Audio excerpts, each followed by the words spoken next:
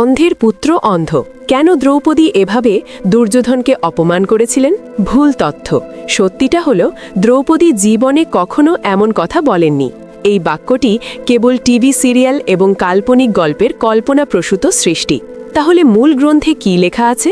মহাভারতের সভা পর্বে দুর্যোধন যখন ময় দানবের তৈরি মায়া সভায় প্রবেশ করেন, তখন তিনি স্ফটিকের তৈরি মেঝে দেখে জল মনে করে কাপড় তুলে ফেলেন। আবার কিছুক্ষণ পর আসল জল দেখে স্থলভাগ মনে করে তাতে পড়ে যান। তখন তার উপর কে হেসেছিল? সবচেয়ে বেশি হেসেছিলেন ভীম। এরপর অর্জুন, নকুল এবং সহদেবও হাসেন। সেখানে কি দ্রৌপদী উপস্থিত ছিলেন? না। বৈশম্পায়নের বর্ণনা অনুযায়ী সেই সময় দ্রৌপদী সেখানে উপস্থিত ছিলেনই না। কোনো সংলাপ কি বলা হয়েছিল? মূল শাস্ত্রে অন্ধের পুত্র অন্ধ এর মতো কোনো বাক্যের উল্লেখই নেই।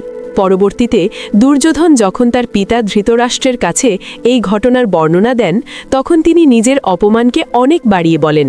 এই বাড়িয়ে বলা সংস্করণে তিনি দ্রৌপদীর নামও জুড়ে দেন, যাতে নিজের রাগ এবং ঘৃণা চরিতার্থ করার অজুহাত পান।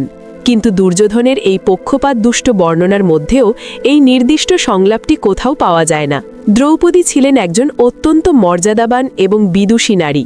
মহাভারতের মতো এক মহাযুদ্ধের দোষ কেবল তার কথার ওপর চাপিয়ে দেওয়া কেবল ভুলই নয়, বরং তার চরিত্রের প্রতি এক বিশাল অন্যায়। অন্ধের পুত্র অন্ধ এই একটি মিথ্যে সংলাপের মাধ্যমে আমরা অজান্তেই একটি অত্যন্ত শক্তিশালী ও বিদুষী নারী চরিত্রের ওপর বিশাল কলঙ্ক লেপে দিয়েছি। আমাদের বোঝা উচিত যে টিভি সিরিয়াল বা নাটক আর মূল ইতিহাস এক নয়। ভুল তথ্য কেবল ইতিহাসকেই বিকৃত করে না, এটি আমাদের চিন্তাধারাকেও সংকীর্ণ করে দেয়। মহাভারত কেবল প্রতিশোধের গল্প নয়, এটি ধর্মের সূক্ষ্ম বিচারের কাহিনী। তাই গল্পের চেয়ে সত্য জানা বেশি জরুরি।